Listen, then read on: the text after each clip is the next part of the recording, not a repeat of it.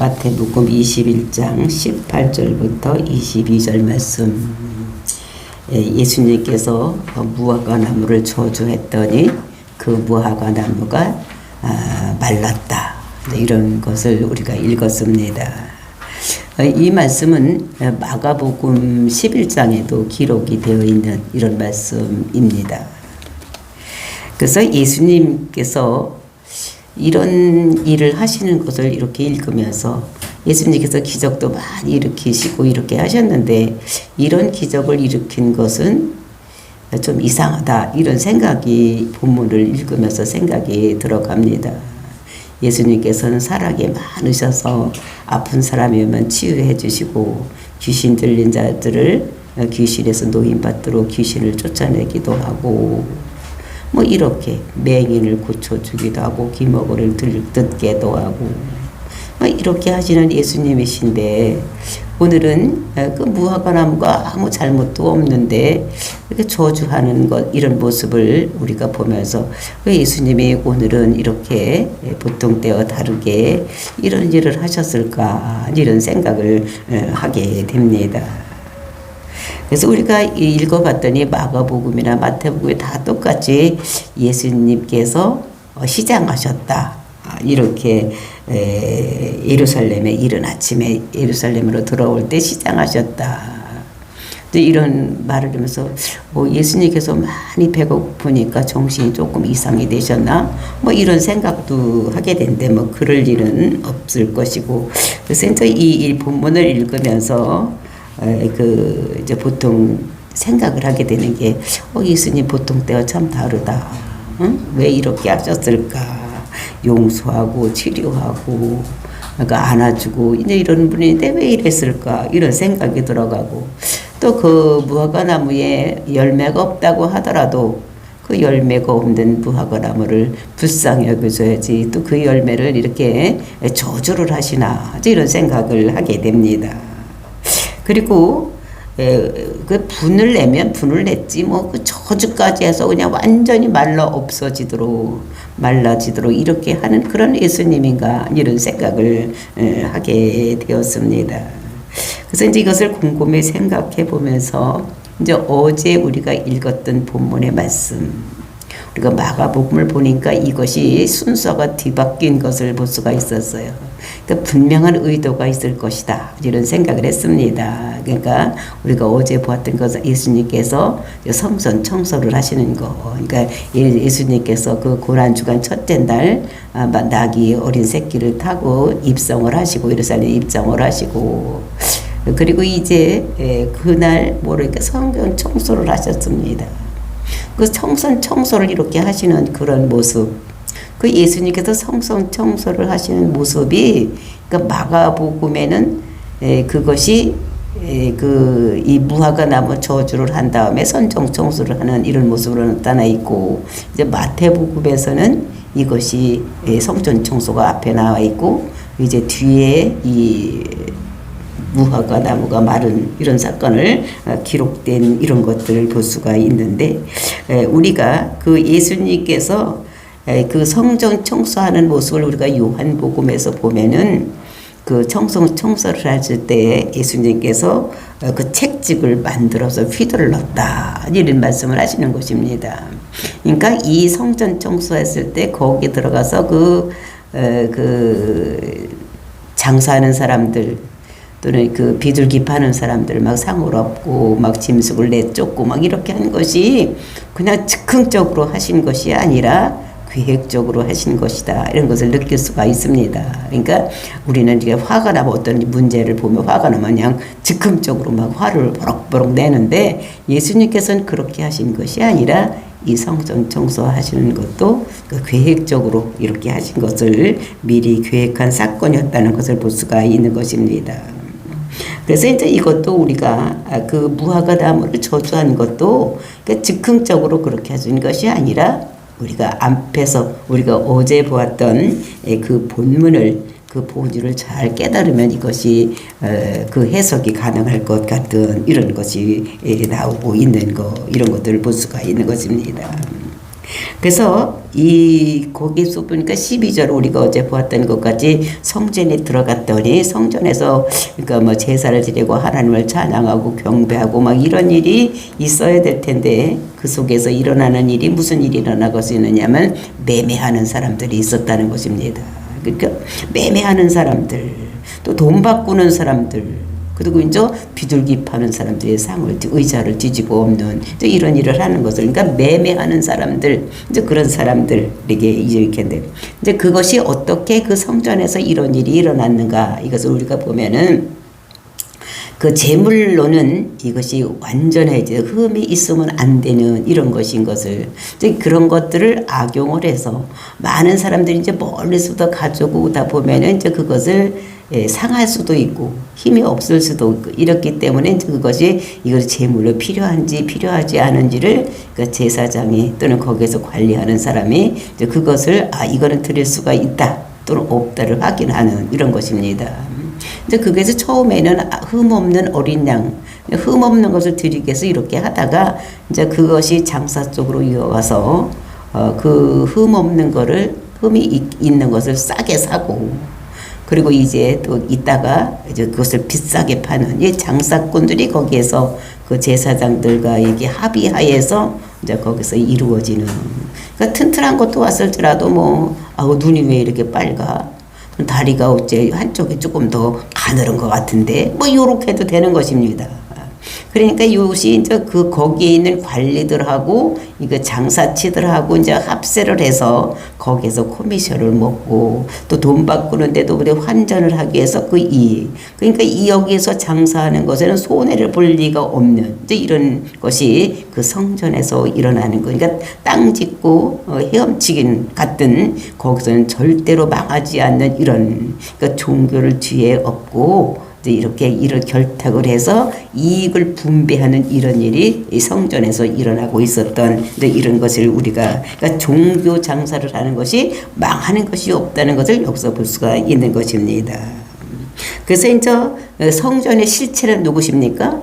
예수님이신데, 근데 그 예수님이 왔는데도 불구하고 성전의 실체를 알아보지 못하고 이런 일이 일어나고 있다는 이런 것인 것을 우리가 염두에 두고 우리가 봐야지 되는데, 우리가 어제도 보았듯이 내 집은 기도하는 집이다 이랬는데, 우리가 이것을 예수님께서 인용했었을 때에 그냥 예수님께서 그냥 하신 말씀이 아니라 우리가 이사야서 56장 7절 8절을 인용해서 말씀하신 것이라고 우리가 어제 보았었습니다.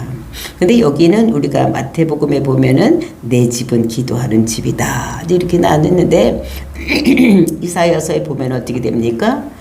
그것이 내 집은 만민이 기도하는 집이다 이렇게 기록을 하고 있고, 그 만민이 기도하는 집이라 그런 곳에 조그마한 글씨로 1이라고 써져 있어서 그곳을 내려가서 보면은 만민을 위해서 기도하는 집이다 이렇게 기록이 되어 있는 것입니다. 그러니까 만민이 기도하는 집 또는 만민을 기도하는 집, 이것이 그 이와 을이 차이가 있는 것입니다. 그래서 그 차이가 무엇이 먼저 되어지 되느냐, 우리가 생각할 때 만민을 위해서 기도하는 집 이렇게 있어서 만민을 위해서 기도했을 때 그 만민이 나중에 들어와서 기도하는 이제 이런 것이 되어지 된다는 것을 우리가 염두에 두고 이제 우리가 이것을 읽어야지만 우리가 이해가 될 수 있는 이런 본문인 것을 우리가 볼 수가 있는 것입니다. 그래서 이제 여기서는 보니까 그 만민이 기도하고 만민을 위해서 기도해야지 되는 집인데, 우리가 이사야서 56장 8절을 보면 거기에 쫓겨난 자들이 있다 이렇게 얘기를 했습니다. 그래서 우리가 어제 쫓겨난 자들이 누구냐, 그것이 이제 그 이스라엘 백성들이 쫓겨난 자들이 있는데, 그것이 우리가 어제 보았던 마태복음 그 성전이 들어왔을 때에 거기에서 맹인과 조는 자들이 성전에서 예수께 나오매 고쳐주셨다. 그래서 맹인과 조는 자들, 이 사람들이 쫓겨난 자들이다. 왜냐하면 그때 당시에는 그 종교 지도자들이 봤을 때 그때 사상이 어떤 것이었느냐, 하나님으로 복을 많이 받는 자는 물질의 축복을 받아서 부유한 자가 되었다. 그리고 맹인이 되고 저는 자가 되는 이런 장애인이 된다는 것은 하나님으로부터 저주를 받은 자들이다. 이렇게 생각을 했습니다. 그래서 바리새인들은 성경에 보면 돈을 좋아하는 자들이다. 이렇게 얘기를 하고 있는 이런 것입니다. 그러니까 맹인과 저는 자, 그러니까 정말로 하나님께서 귀히 여기는 이런 사람들을 이 사람들은 저주받은 자들이라고 쫓아냈던 이제 이런 것들을 우리가 성경 속에서 볼 수가 있는 것입니다. 그래서 하나님이 찾으시는 자들을 이 사람들은 쫓아낸 거예요. 그러니까 예수님께서 예루살렘 입성하실 때 우리는 어떤 도시들을 거쳐서 이렇게 입성을 했다고 말씀을 드렸습니까? 무슨 산이라 했어요? 그것이 감람산. 그 감람산을 예수님께서 즐겨 찾던 기도하는 장소요. 그 마지막에 겟세마네 기도. 이제 여기 있는 것이 감람산입니다. 그리고 이제 베다니. 이거는 문둥이의 집. 그래서 문둥병자들이 많이, 그러니까 힘들고 어려운 사람들이 많이 모여 사는. 그러니까 자기가 죽어가는데도 죽어가는지를 모르는 병이 문둥병.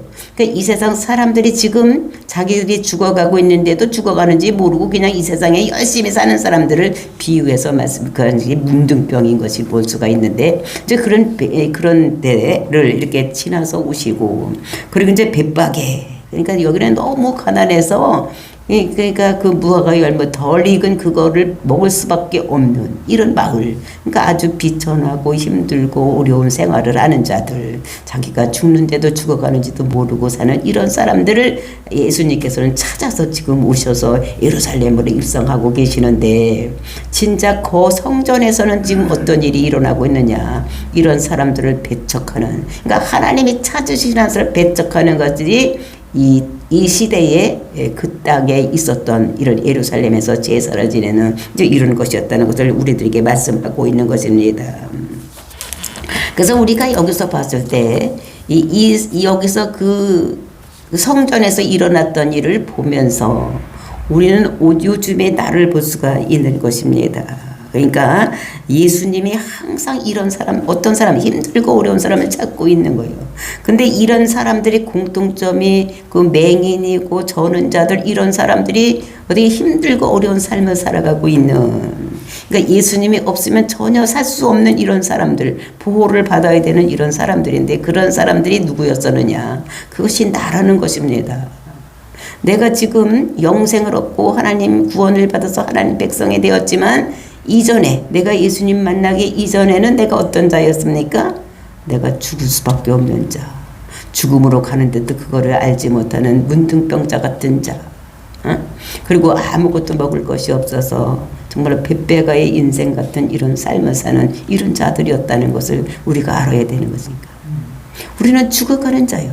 그러니까 우리가 장애인이나 저는 자를 보면서 저 사람들이 저게 내 모습이지, 내가 구원받기 이전에 내 모습이지, 이렇게 생각을 해야 되는데, 우리는 그렇게 생각을 해요. 저런 사람들이 얼마나 죄를 졌으면 저렇게 됐을까, 저주받은 인생이라고 이렇게 생각을 하는데, 그 사람들을 바라보면서 우리는 어떻게 해야 되느냐, 저것이 나의 모습, 예수를 만나기 전에 나의 모습이었다는 것을 우리가 생각을 해야지 되는. 그래서 우리가 구제를 할 때도 이런 생각을 가지고 해야 되는 거예요.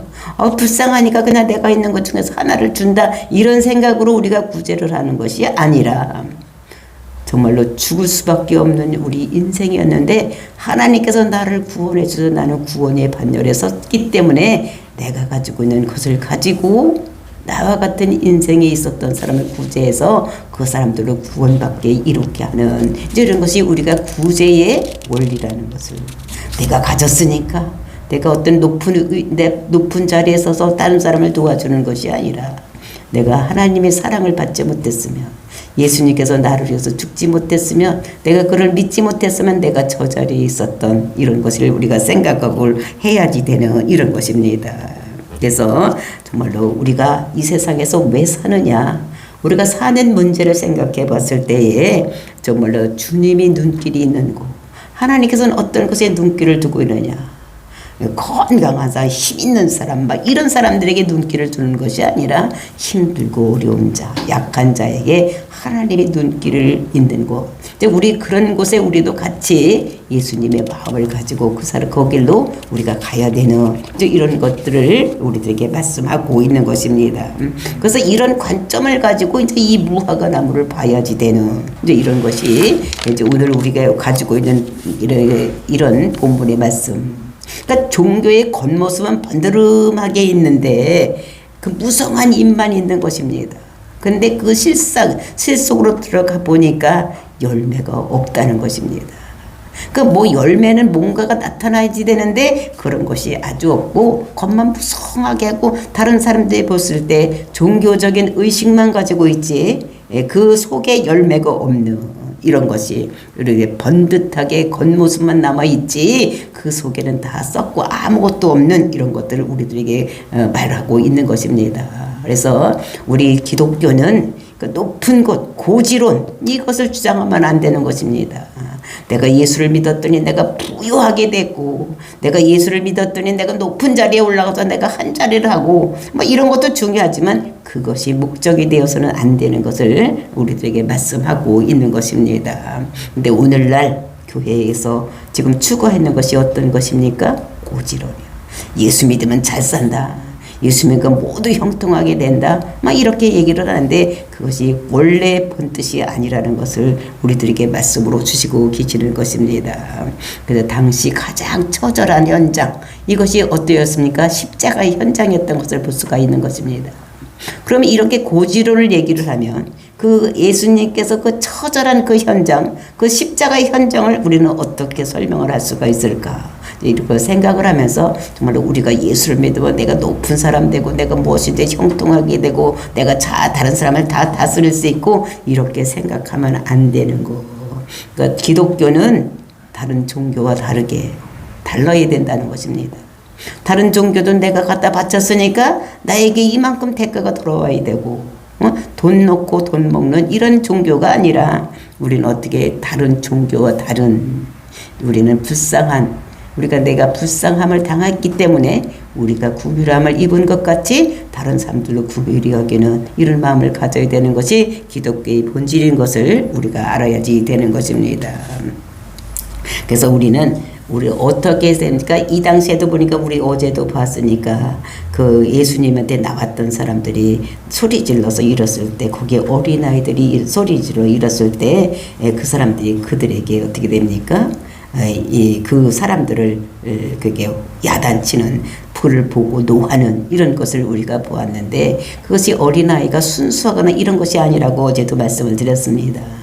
이것은 무기력한 이런 사람들, 자기를 어떻게 할 수 없는 사람들, 막 이런 사람들인 것을 우리들에게 말씀하고 그래서 이제 이렇게 그런 사람들이 길 옆에서 호산나 우리를 구원하소서 다윗의 자손이여 이렇게 부르는 사람들을 그 옆에 있던 종교 지도자들이 그 노했던 이제 이런 모습을 우리가 어제 보았는데 성경에서는 어떻게 무슨 말씀을 쓰고 있느냐 성경이 기록한 것을 보면은 정말로 하나님은 어떤 분이신가 그 참신은 어떤 분이신가 또 이런 것들을 우리들에게 기록을 하고 있습니다. 그래서 하나님은 어떤 분이셔야 되느냐 이 세상을 만드신 분이 참신이시고 그리고 이 세상을 어떻게 창조했으면 마지막은 어떻게 이루어갈 것인가 그러니까 구속을 어떻게 이루어나갈 것인가를 구레사를 말씀을 하셔야지만 이것이 참신인 것을 성경을 통해서 우리들에게 말씀을 주시고 계시고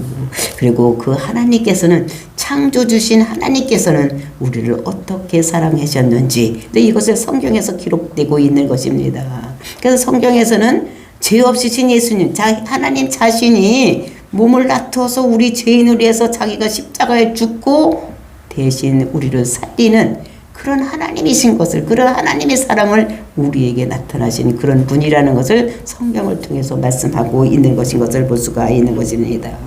그런데 인간은 완전히 죄인이다. 그래서 죄인으로서 우리가 죽을 수밖에 없고 지옥 갈 수밖에 없는 인생을 그 인생을 내 대신 예수님께서 십자가도 죽으시고 우리를 구원에 이르게 하시는 분이 하나님이신 것을 우리들에게 말씀하시는 것이 성경의 본뜻이라는 것을 우리에게 말씀하시는 것입니다. 우리는 조그마한 의도 없는 완전히 죄인인 온전한 죄인인 것을 여지가 없는 이런 죄인인 것을 우리가 알고 정말 우리가 구원받는 것은 오직 예수 그리스도로만이 이루어질 수 있다는 것을 우리에게 말씀하시는 것입니다. 그래서 이제 우리가 18절을 보니까 이른 아침에 성으로 오실 때에 시장하신지라. 예수님께서 시장하셨어. 그러니까 뭔가 시장하시니까 뭐를 찾는가 보다 우리가 이렇게 생각을 하는데 정말로 그 전날 들어왔다 나가서 베다니에 가서 있었다가 들어오시는 것입니다. 그러니까 그 힘들고 어려운 사람들이 있는 곳에 가서 있다가 아마 집에서도 주무시지 않았던 것 같습니다. 만약에 집에서 주무셨다면 거기서 뭔가 먹고 들어오셨을 텐데 그냥 이른 아침에 이제 들어오시는데 이제 시장하셨다 말씀을 하고 있는 것입니다. 그러면서 19절 길가에서 한 무화과나무를 보시고 그리로 가서 잎사귀밖에 아무것도 찾지 못하시고 나무에 이르시되 이제부터 영원토록 네가 열매를 맺지 못하리라 하시니 무화과나무가 곧 마른지라. 그러니까 무화과나무 지금 이때는 어느 때인가 하면 6월절입니다. 어린 양으로 주께서 예루살렘으로 입성하셨기 때문에 이때 6월달이에요. 이 6월달은 지금 4월 정도 됐으니까 이때는 무화과가 익을 철이 아닌 것입니다. 근데 무화과 철도 아닌데 무화과를 거기서 찾는 거. 예수님이 이상하시다 이렇게 생각을 할 수가 있는데 이 무화과는 여름 과일입니다. 그런데 아직 그때가 때가 아닌데도 불구하고 이제 무화과 나무를 열매를 맺지 못하니지라 그를 저주했다. 이제 이렇게 말씀을 하고 있는 것을 볼 수가 있는 것입니다.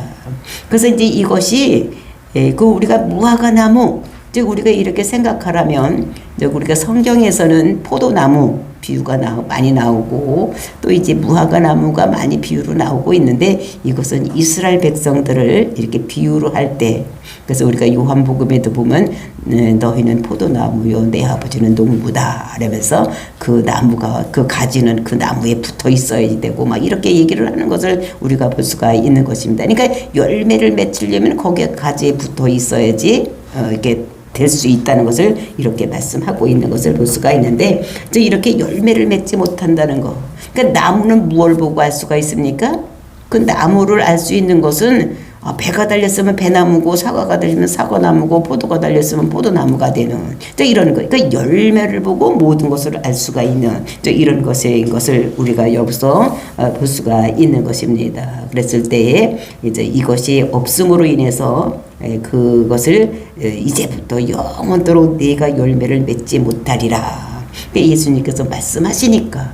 그러니까 예수님의 말씀은 무엇입니까? 우리가 창세기 1장을 보면은 예수님께서 말씀할 모든 계획은 하나님께서 세우시고 말씀하시는 분은 예수님이 하시는 것입니다. 빛이 있으라 하면 빛이 있는 거예요. 그러니까 모든 것이 예수님 말씀에 따라서 이루어지니까 예수님께서 이제부터 영원토록 네가 열매를 맺지 못하리라 이렇게 말씀하시니까 이제 그대로 되는 그러니까 예수님 말씀대로 되는 이제 이런 것들을 볼 수가 있고 그랬을 때 그것을 이제 곧 말라서 없어지는 말랐답니다. 바짝 말라지니까 그것을 제자들이 보고 어떻게 생각을 하네. 20절입니다. 제자들이 보고 이상히 여겨 이르되 무화과 나무가 어찌하여 곧 말랐나이까. 깜짝 놀란 거예요. 금방 입이 무성하게 있던 그 무화과 나무가 예수님께서 그 나무에게 내가 이제부터 영원토록 네가 열매를 맺지 못하리라 이렇게 했더니 그대로 되는 그러니까 하나님 말씀, 그러니까 예수님의 말씀에는 능력이 있다는 것을, 그러니까 말에는 능력이 있다는 것을 우리가 알아야 되는 것입니다. 그러니까 우리가 자녀들에게 항상 축복의 말을 해야지 저주의 말을 하고 막 이렇게 하면은 그대로 이루어질 수밖에 없다는. 그래서 우리는 그것을 그러니까 부모가 됐으면 자식에게 축복의 말을 해야지 되지. 그러니까 저주의 말을 하면 그대로 이루어지는. 그러니까 하나님께서 뭐라고 말씀하십니까?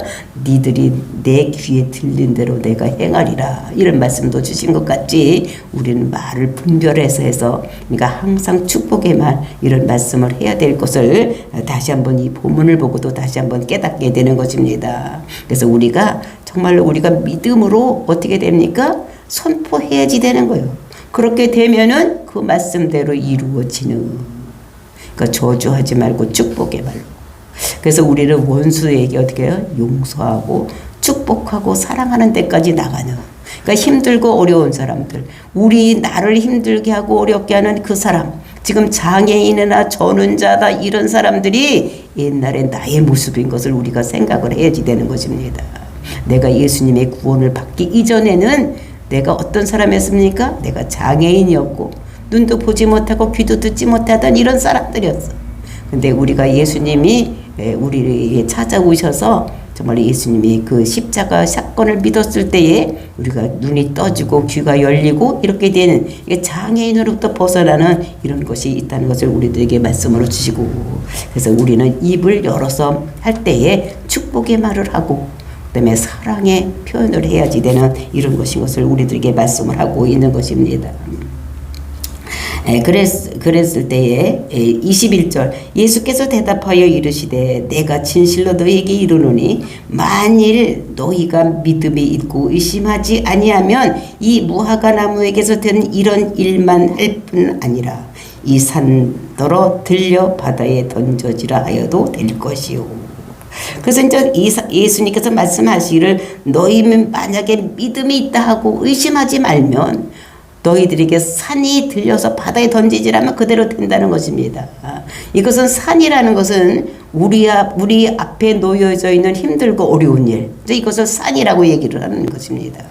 그래서 산을 들어서 어떻게 바다에 던져주라 이렇게 하면 그렇게 된다는 거. 그러니까 믿음이 있고 의심하지 않으면 우리 말씀대로 하나님께서 예수님께서 말씀하셨을 때에 모든 창조의 역사가 일어나는 것 같이 우리 말에도 능력이 있다는 것을, 그러니까 믿음의 말, 선포는 능력이 나타난다는 것을 우리들에게 말씀하시면서 이 산들을 들어서 바다에 던지라 하여도 그렇게 될 것이라. 그러니까 모든 문제, 움직이지 않는 산, 될 것 같지 않는 모든 문제가 우리가 믿음으로 선포할 때 그런 모든 문제가 이루어진다는 것을 우리들에게 말씀하시면서, 그러면서 하나님께서는 그 믿음을 어디로 인도하느냐. 22절 말씀입니다. 너희가 기도할 때 무엇이든지 믿고 구하는 것은 다 받으리라 하시니라. 그러니까 믿음의 기도를 드려야 되는 거. 우리가 기도할 때에 그냥 입으로만 하는 것이 아니라 그렇게 될 줄로 믿고 하나님께 기도했을 때에 그런 것이 이루어진다는 것을 우리들에게 말씀하고 있는 것을 볼 수가 있는 것입니다. 그러니까 우리는 기도는 무엇입니까? 우리의 기도는 뭐 해주세요, 뭐 해주세요, 이것 해주고 이것 해주고 이것, 이게 기도가 아니라 정말로 우리는 하나님을 아버지로 만나는 이런 것이 기도가 되어야 되는 것입니다.